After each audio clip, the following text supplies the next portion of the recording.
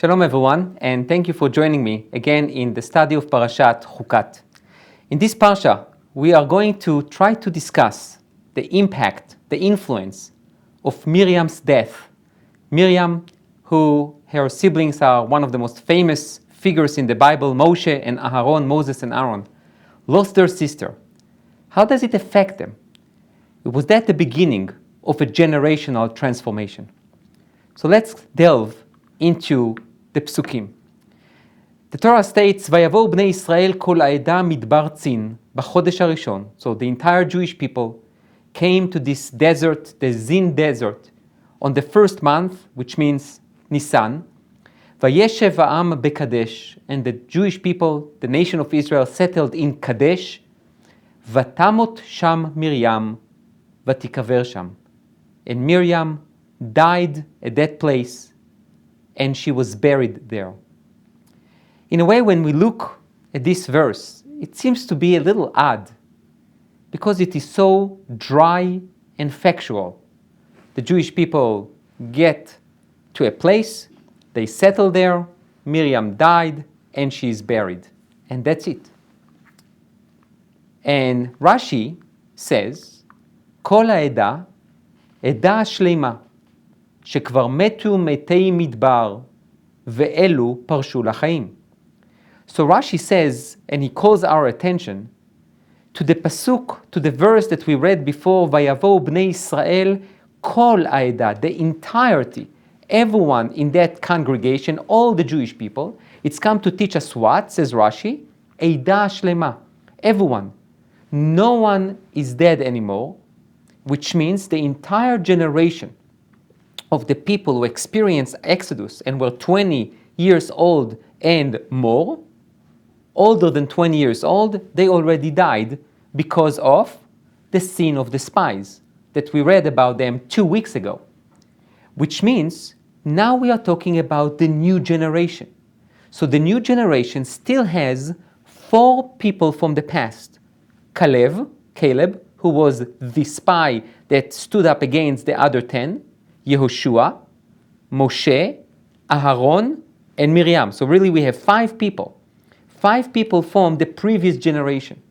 So we have a new generation and we still have 5 people. Now we lost Miriam. So the people, some of them definitely know Miriam, and some of them were born in the desert, and they don't have too much of a clue of who she was. Vatamot sham Miriam, so why would she die specifically there, says Rashi, למה נסמכה פרשת מיתת מרים לפרשת פרה אדומה? What's the connection between the death of Miriam to the beginning of the parasha that talks about the red heifer, the פרה אדומה? לומר לך, so it's come to teach you, מה קורבנות מכפרים, אף מיתת צדיקים מכפרת. It's come to equate the death of a tzaddik, of a righteous person, or a righteous woman, in this case Miriam, to a sacrifice. Like a sacrifice create atonement, also a death of a righteous man or a woman can bring atonement. But obviously the question that we need to ask, atonement for what? What was the sin that we need to have an atonement? And why specifically here? So let's leave all these questions and let's continue on. The Ibn Ezra, Rabbi Avraham Ibn Ezra, one of the famous commentator, says the following: בחודש הראשון, in the first month, בשנת ה-40, on the 40th year since Exodus, והנה, אין בתורה כלל שום מעשה או נבואה, רק בשנה הראשונה ובשנת ה-40. The Ibn Ezra comments on something that it's a well-known thing between the commentators, but I'm not sure how many of us know it before. God talked to Moshe and revealed himself to the people in the first year after Exodus, and for 38 years there was some kind of quiet, of silence. Due to the sin of the spies, God was somewhat removed from the Jewish people. He spoke to Moshe only on a need base, and only when Hashem thought that Moshe really needs to know something, but Without it, for 38 years, they would just journey in the desert without too much of, I would even say aimless people. They all knew they are going to die, and only the next generation will come into the land of Israel. But basically, there is no tremendous prophetic vision or event for 38 years. Only the first year and the 40th year, the year before they get into the land of Israel. ותם, ויבואו בני ישראל כל העדה, בעבור שמתו דור המדבר, ועתה באו הבאים אל ארץ כנען. So the Ibn Ezra adds to the drama, to the excitement. Miriam dies when? On the first month of the year, which is, according to the Jewish calendar is Nisan, the month that we celebrate Pesach. On that month, that was the beginning of a paradigm shift, of a transformation. No more people who came from Mitzrayim, from Egypt. Everyone who is 20 years old and up is dead. You have the people who were prior to 20 years old, and obviously everyone who was born during their 40 years of traveling in the desert. So now we have a new generation. A generation who is anxious to go into the land of Israel, to conquer the land. They were not slaves in Egypt. They are free people. They were born in the desert, and they look at the old leadership with, I would call, mixed feelings. On one hand, awe and probably reverence. Moshe took them out from Egypt, took their ancestors from Egypt, gave them the Torah. Aaron, who is the priest, Yehoshua, the next leader, Caleb, who was this great, brave person. Miriam, they don't know much about her, but she is the point of transformation. Her death basically marked two major events. A, that generation who went out from Egypt is gone. B, the prophecy, this special connection between God and the people, is renewed. It's being rejuvenated. So the death of Miriam definitely marks a tremendous point of transformation between the past and the future. So that's according to the Ibn Ezra. The Chizkuni suggests to add another dimension to the idea or to the story of Miriam's death. Vayeshev ha'am beKadesh. So the people settled in Kadesh, which is part of the desert. Amdu sham 4 chodashim. They encamped there for 4 months.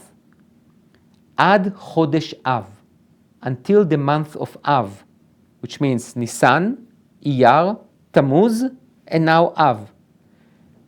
Shebo ba'u le'or ahar, v'sham met Aharon.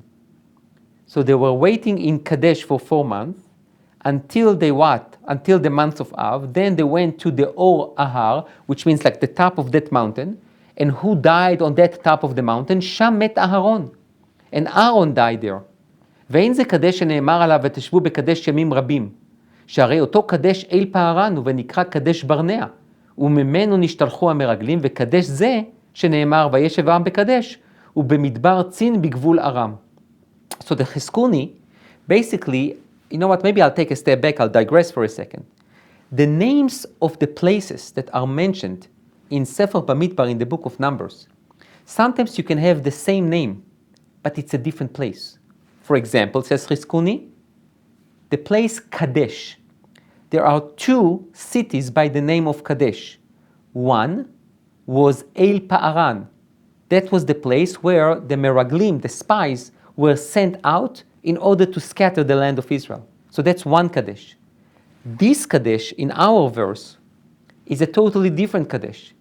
It's on the border of the land of the Edomites, which are the children of Esau, the children of Esav. ותמות שם מרים, לפי שהתחיל כבר במתי מדבר, שמח לו מיתת מרים ואהרון. So the Chizkuni, unlike Rashi, who made a connection between the beginning of the Parsha, which spoke about the Para Aduma, the red heifer, and the same as the red heifer, the Korban, brings atonement, the same thing with Miriam's death, or a righteous person who dies. The Chizkuni says no. Miriam's death basically, it's the starting point for what? For the annihilation, total annihilation of the generation who went out from Egypt. And Miriam dies, and Aaron dies in a span of 4 months different. Miriam dies at Chodesh Nisan, Aaron dies 4 months later, and then 8 months later, in Chodesh Adar, in the month of Adar, Moshe dies. So basically in 1 year, these 3 giants, Miriam, Aaron, and Moshe, the 3 leaders, the 3 brave men and women who took the Jewish people out of Mitzrayim and led the people through the desert, they all going to die.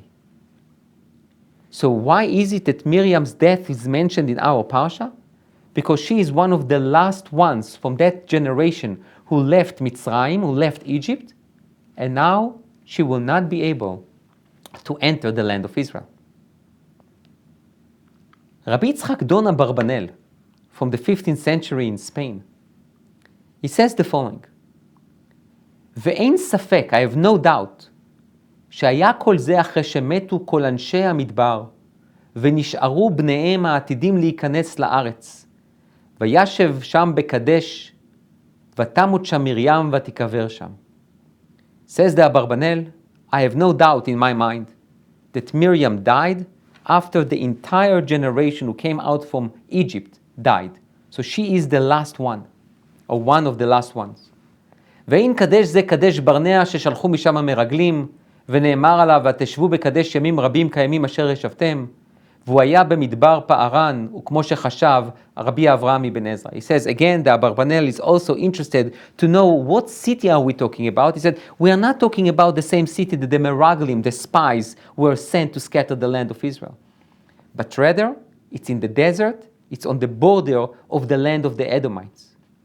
And now the Abarbanel says, ובא הכתוב הזה ללמדנו, and this verse come to teach us, שבימים מועטים, that in just few days, it's not few days, it's few months, מתו אהרון ומרים, Aaron dies, Miriam dies, וגם משה, and after that Moshe dies.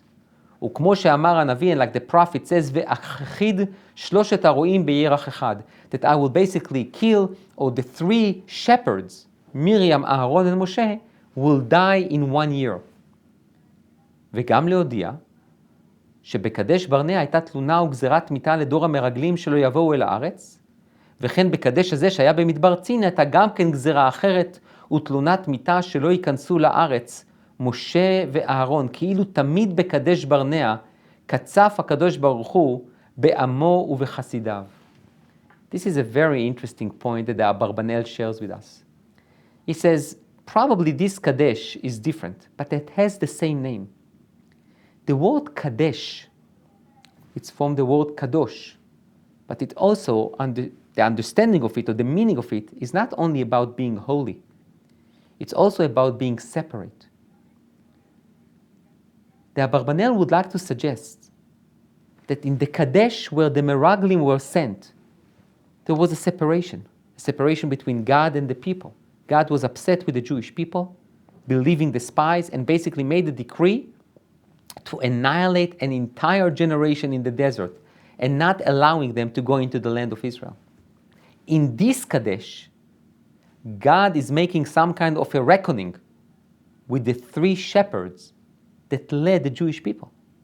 And they also cannot go into the land of Israel.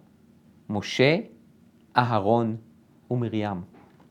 In this parsha, and I'm not discussing it today, maybe at a different time, we know we have this very famous story of Moshe and Aaron hitting the rock instead of talking to the rock, and they lose their privilege, merit, dream, aspiration to go into and to enter the land of Israel. So this name, Kadesh, to sanctify, it plays in our parsha, because when God is upset with Moshe and Aaron for hitting the rock instead of talking to the rock, he says to them, Yan asher lo האמנתם בי להקדישני. I'm punishing you because you didn't believe in me to sanctify me. So this is a game with words, with Hebrew words. The name of the place is Kadesh, which means it has a potential of kedusha, of sanctity, of holiness, but at the same time, it's also a very tense place. That's something of kind of a phenomena of separation, of anger, can also come to fruition. And that's what happens here when Moshe and Aaron are punished. It's the same place that Miriam dies. And if you go back 38 years ago, this is the place where the Meraglim, the spies, were sent. And that brought a tremendous calamity over the Jewish people. ונראים דברי רבותינו. And the Abarbanel continues on and he says, I really think that what our sages says, שהם האמת בלי ספק, שבימי מרים ובזכותה היה הולך עם ישראל בדרך פלא באר מים חיים. Our sages says in the Talmud that Miriam, because she was so righteous and pious, in exchange of her actions, God basically bestowed this tremendous blessing of a traveling well that will go with the Jewish people, so they will have water every place they go. כי בכל מקום שהיו חונים היה נובע באר מים חיים על דבר הפלא. וכאשר מתה הצדקת הזאת פסק הבאר. So when Miriam died, the well, this water source, disappeared. And then what? So there was no water. And then what? The people complained. And then what? Moshe and Aaron were told, take the staff and talk to the rock. And instead of talking to the rock, they hit the rock and they were punished. And Hashem was also angry with the Jewish people. So, but let's pause here and take a look at the human drama that the Abarbanel is trying to delineate, to describe to us. He basically says, look what's going on here. We are at a point in time in Jewish history that there is a generational transformation. You have everyone who is 20 years old and up is gone. You have the ones who came out from Egypt who were not 20 years old. So some of them were 18 and 16, and maybe some of them remembered Moshe and Aaron and Miriam and everything good that they did. But most of the people have no clue, definitely, who is Miriam. We know about Miriam from the beginning of Sefer Shmot. She is in a way responsible for the birth of Moshe, of our leader. She is the one who had so much faith. She brought Levi, the Shevet Levi, Amram and Yocheved together. Moshe was born. Moshe became the leader. She was the one to lead the women in singing after the splitting of the sea. She was a courageous, brave, and incredible woman. But in the 38 years, we don't hear a thing about Miriam. We only heard in Parashat Be'alotcha that we read a few weeks ago that she and Aaron speak a little bit in a negative way regarding their brother Moshe. So the new generation, the one who was born in the desert, they have no clue who is Miriam, and they also look at this traveling well as something that it's obvious. It was here yesterday, it will be here tomorrow. And then when they wake up to the tomorrow, to the day after, and they don't see a well, they don't know that it's because of Miriam's death. They think that, somehow it disappeared. So basically, what do we have? We have something which is so relevant to almost every century, is that when you have a new generation who is excited about his future and is not that educated about the past, and then there is a challenge. There is no water. So they come and complain. Says the Abarbanel, ודיבר הכתוב בגנותם של ישראל. The narrative criticized the Jewish people. Why? שבמקום שהיה להם לבוא לנוד למשה ולאהרון ולנחמם במיתת אחותם, הנביאה נקעלו עליהם לריב עמהם ולא לנחמם. This is a tremendous insight. The Abarbanel says, the Jewish people, the new generation, where is your sympathy? Where is your empathy? I understand. You are thirsty. This traveling water, this traveling well is gone. But you know what? Take a moment. Go to Moshe and Aaron. Visit the Shiva house. Talk to them about the loss of their sister. Don't forget, you are talking about people who are...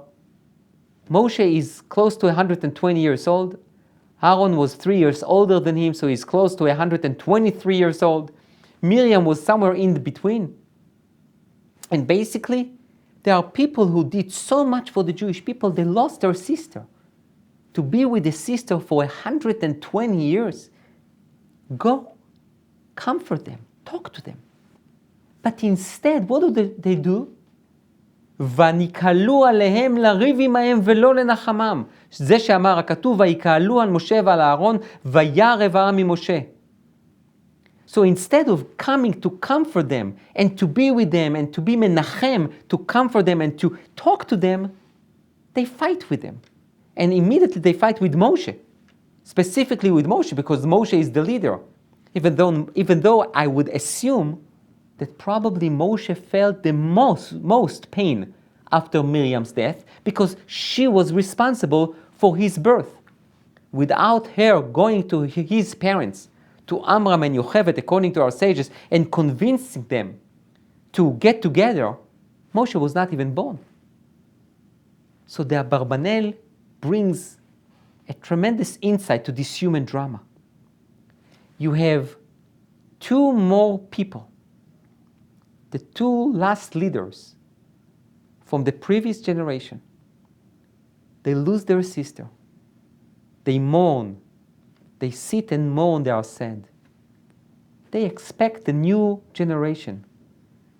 They didn't know Miriam, but at least some empathy, some sympathy. You know what? I understand you are thirsty. I understand your needs. But you know what? Maybe put your needs away for a second and just be there for me. But no. The Jewish people, the new generation, showed zero empathy.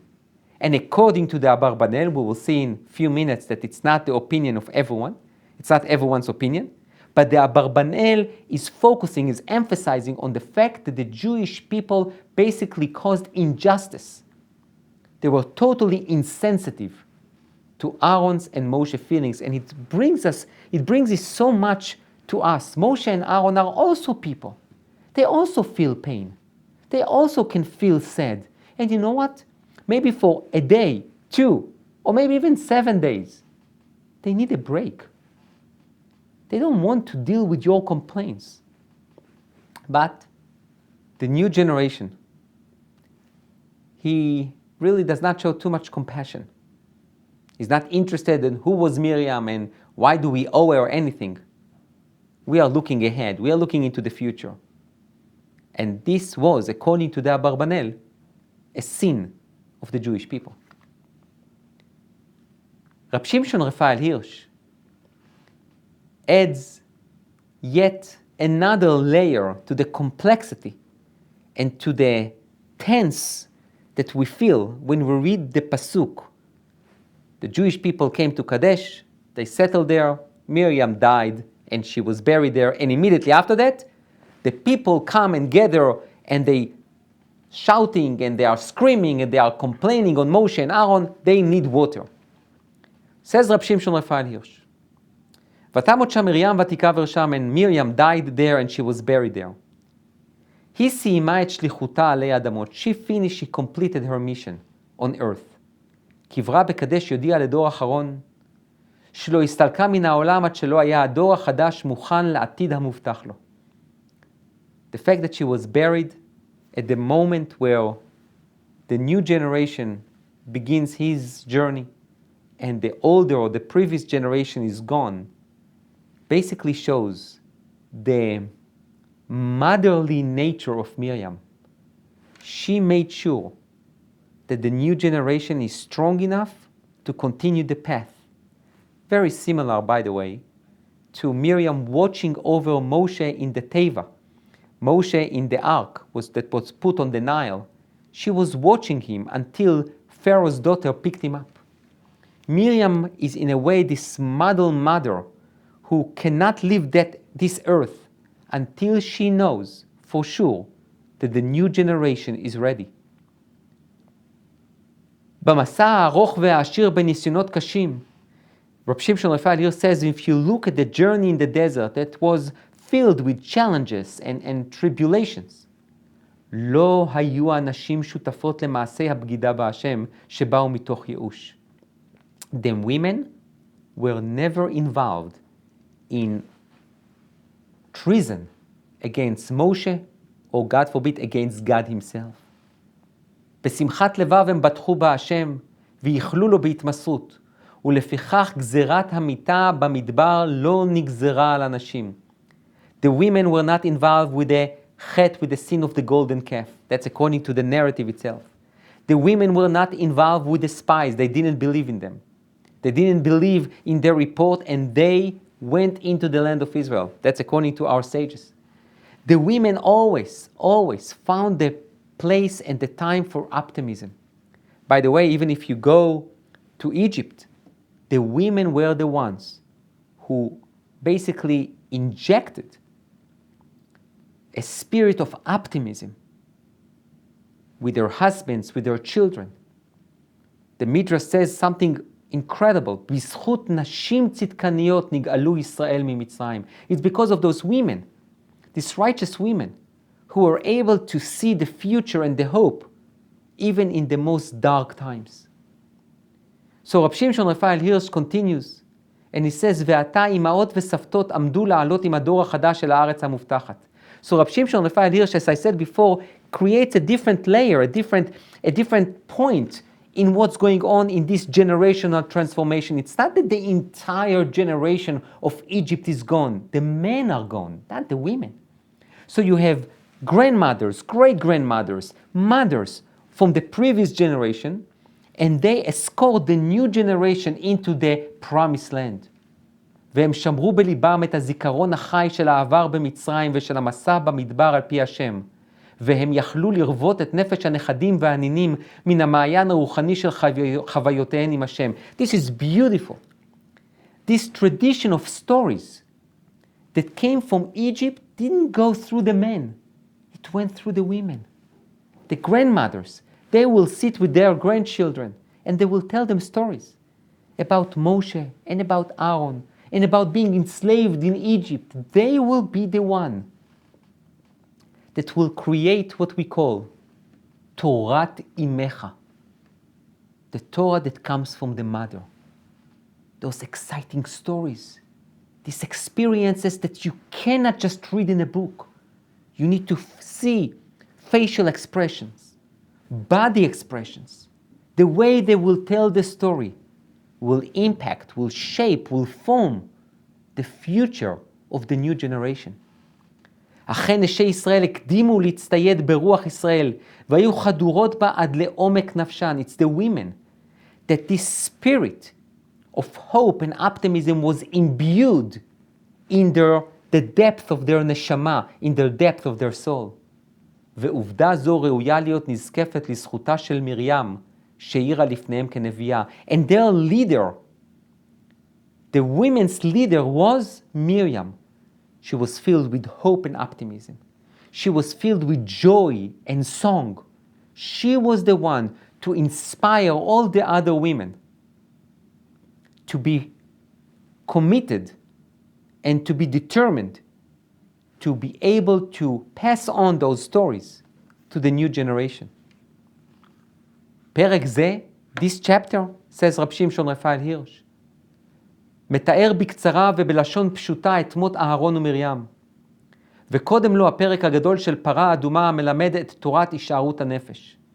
I'll digress here for a second. Rabbi Shimshon Raphael Hirsch talks about the sequence of events in our parsha. We begin with the red heifer, with the para aduma.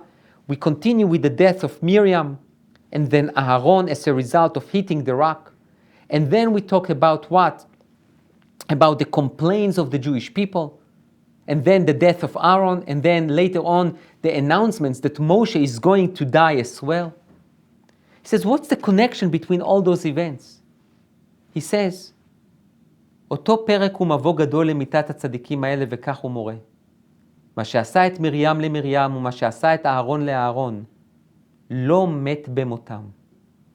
This is an incredible commentary. He says sometimes people die and they leave this earth with zero impact. They were here, they did what they did, and they are gone. Miriam and Aaron, and obviously later on Moshe, when they died, their legacy continued to live on. כדרך שפעילותם חיה לעד באומתם, כך עצם מהותם היא נצחית. היא עזבה עתה את הארציות בת החלוף ושבה אל השם שהוא מקור החיים. It's true. Miriam died. She ceased to exist as a living being. However, למה נסמכה מיתת מרים לפרשת פרה אדומה? What's the connection between Miriam's death and the beginning of our parashah, the red heifer? So he brings the same sages, the same statement from our sages as Rashi brought at the beginning of our class, saying, to teach you, מה פרה אדומה מכפרת, אף מיתתם של צדיקים מכפרת. ולמדנו מכאן גם אמת גדולה זו. So the same thing as a korban, as a sacrifice, atone, the same thing, the same atonement you receive when a righteous man or woman dies. כדרך שמצוות פרה אדומה מורה שהאדם הוא בן אל, מוות ועל חירות מוסרית, כן מיתת הצדיקים מורה על שני אלה. אכן מותו של הצדיק מעיד כמאה עדים על הישארות הנפש. שכן רק מי שעיני שכלו נתעברו יזהה את הצדיק עם גופתו המונחת לפניו בלא תנועה ועקבות הריקבון כבר תרועות בה. והרי הוא מזהה את הגופה עם מה שהפעיל זה עתה את המחשבה ואת הרצון בכוח רוחני ובעוצמה מוסרית. אכן רק עיוור לא יראה שגופת הצדיק היא רק לבושו של אדם שנסתלק לעולמו והשליך מעליו את אדרתו, which means when you look at the righteous person who dies, there are two ways to look at it. You can look at it as, okay, there is a corpse, there is a dead body in front of me, and that's the end of it. But you can also look at the tzaddik. When you see that a righteous person dies, you can see that he basically just threw the towel, just his clothing, it's flesh and blood. But his legacy, his spirit, his faith, his values stays forever. So where are Miriam's values? You would ask. And the answer is, all those women who were able to enter the land of Israel despite the decree that came after the Meraglim, the spies. After the spies badmouthed the land of Israel, the men who went out from Mitzrayim, they believed in them, not the women. When the Jewish people created this golden calf, the women refused to do it. They gave their jewelry, but they didn't celebrate, they didn't dance with the golden calf. When the time was dark in Egypt, and there was frustration and disappointment and sadness and pessimism, the women, headed by Miriam, lifted the spirits of the entire Jewish people. And therefore, they have the merit to enter the land of Israel. And their position, their purpose of those women is to continue to inspire the entire Jewish people with stories, with conveying experiences and feelings, true feelings of emet, of truth, of faith, of determination, of the ability to see the optimism, to see the hope, to see the light, despite the darkness, despite the challenges. So yes, Miriam died, but her spirit didn't die. Yes, Aaron died, but his love for every Jew, his ability to connect the people together and to connect them to God, continue on. And yes, later on, Moshe dies, but his legacy of Torah and leadership never dies. So if you ask, what's the connection between this sequence of events? According to Rabbi Shimshon Raphael Hirsch, the ability to atone, it's not a specific sin, but rather it giving us tools and abilities to overcome darkness. The Yalkut Shimoni which is a Midrash Agada, gives us now a totally different perspective. So until now, we spoke about the connection between the sequence of events. We spoke about what Miriam really symbolized, this leader of hope and optimism and inspiration. We spoke about the sadness that Moshe felt and Aaron felt after the loss of Miriam. The Abarbanel focused on the fact that the Jewish people were insensitive to the pain that Moshe felt and Aaron.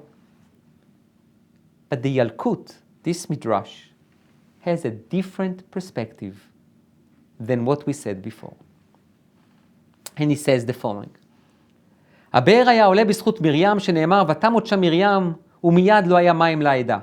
The well was as a result of Miriam, and when Miriam died, the well ceased to exist.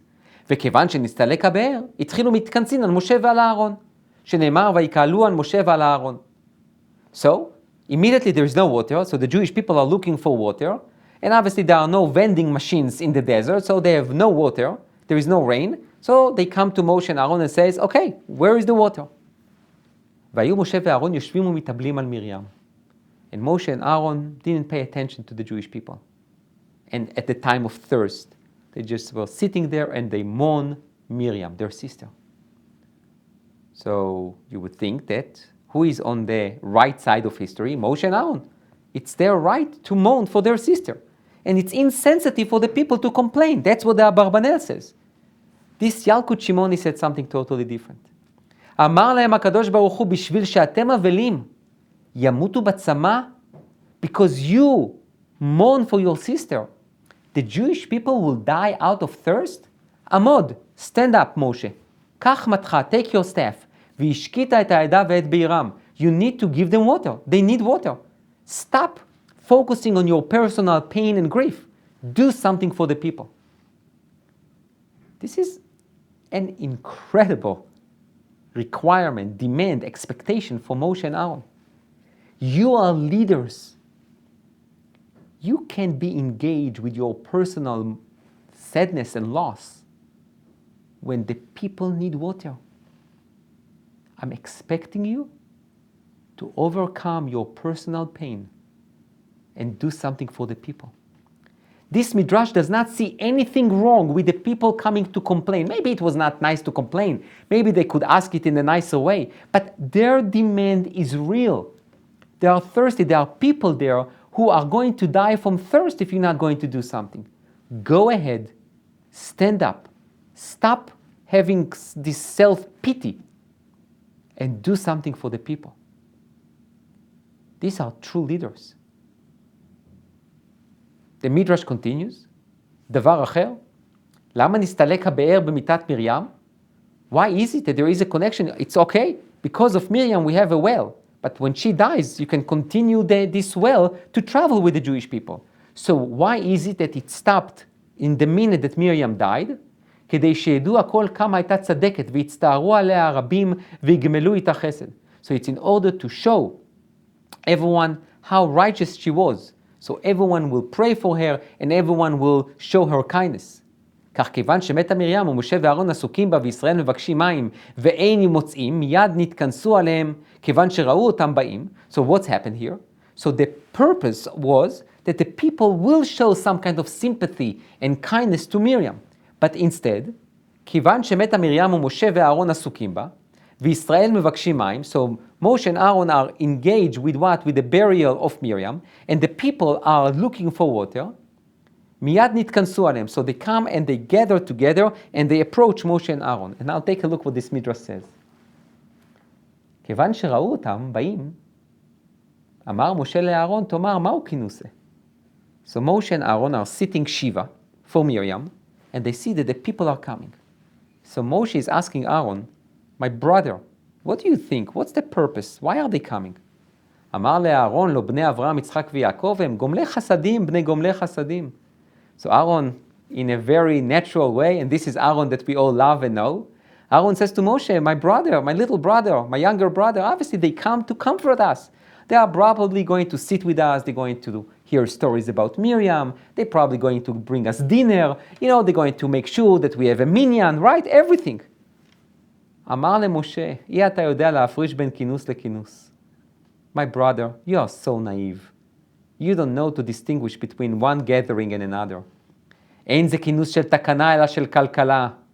This is not a good gathering. This is not good news for us. This is bad news for us, my brother. שאילו היה כינוס של תקנה, היו צריכים להיות בראשם שרי אלפים ושרי מאות. Moshe says to Aaron, you are too naive. I know them. If they come here to do something good, they need to come with a structure. The ministers of thousands, of hundreds, of tens. But look at them. They come, everyone comes together. There is no respect. There is no structure. ואתה אומר לגמול חסד הם באים? You think that they come here to show any kindness to us? מיד הטיחו דברים כנגדו שנאמר וירא העם ממשה. And Moshe was correct. When they see Moshe and Aaron sitting Shiva, they immediately start shouting at them, we want water. כיוון שראה משה ואהרון פניהם זעומות ברחו להם לאוהל מועד. So Moshe and Aaron, they saw where it's going to go and they escaped to the tent of meeting. אמר להם הקדוש ברוך הוא למשרתי ציבור. This is an incredible sentence. Hashem spoke to Moshe and Aaron. Think about this drama. They sit Shiva, the people are coming. Moshe is asking Aaron, what do you think the purpose?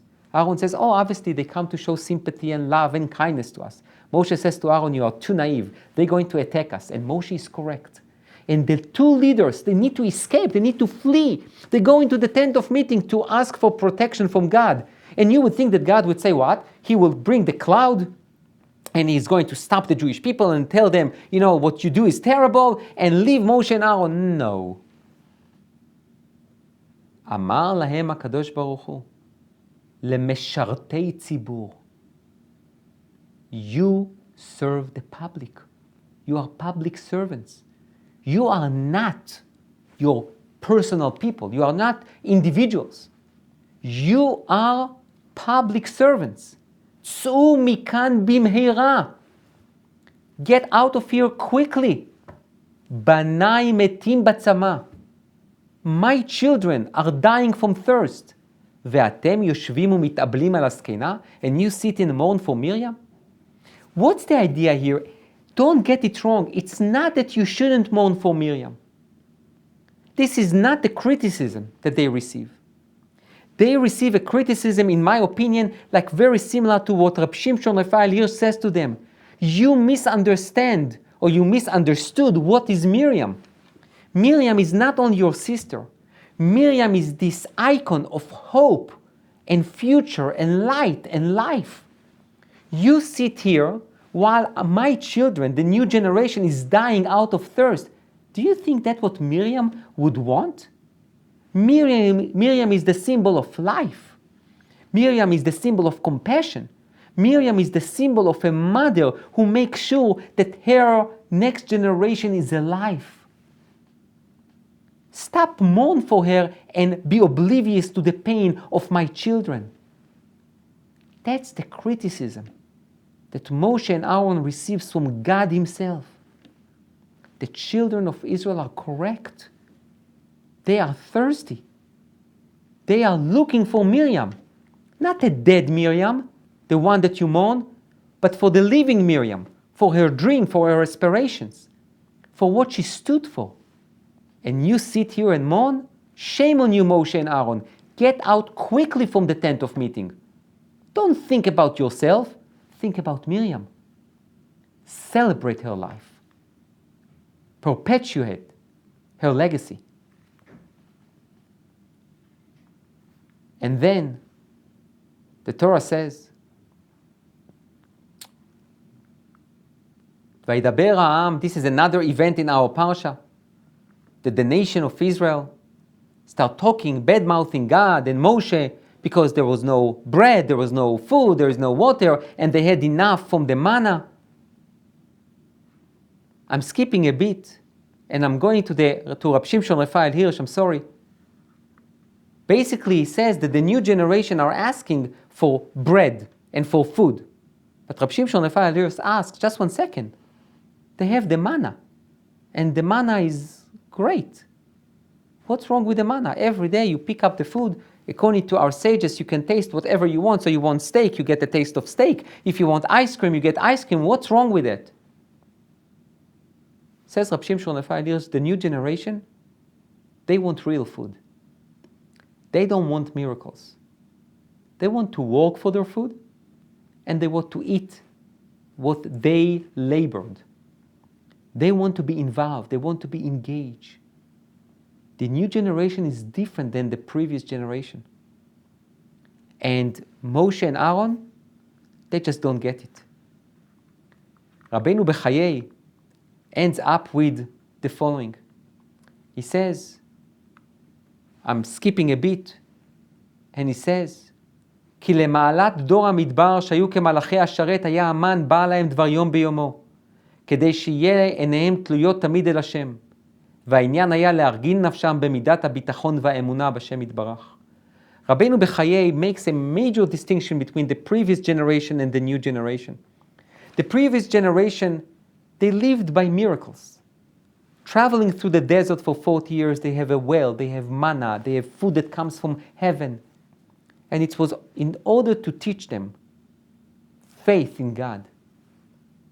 The new generation, this generational transformation, this generation that was born in the desert, and he does not want miracles. He wants miracles to help him, but he wants to do something. This is a generation that cannot really understand Moshe, Aharon, or Miriam. These three leaders were incredible leaders for the previous generation that needed it, that needed always encouragement and help and assistance. The new generation, they want to fight. They want to conquer the land of Israel. They want to do things by themselves. Obviously, they expect God to help them, but not to do it for them.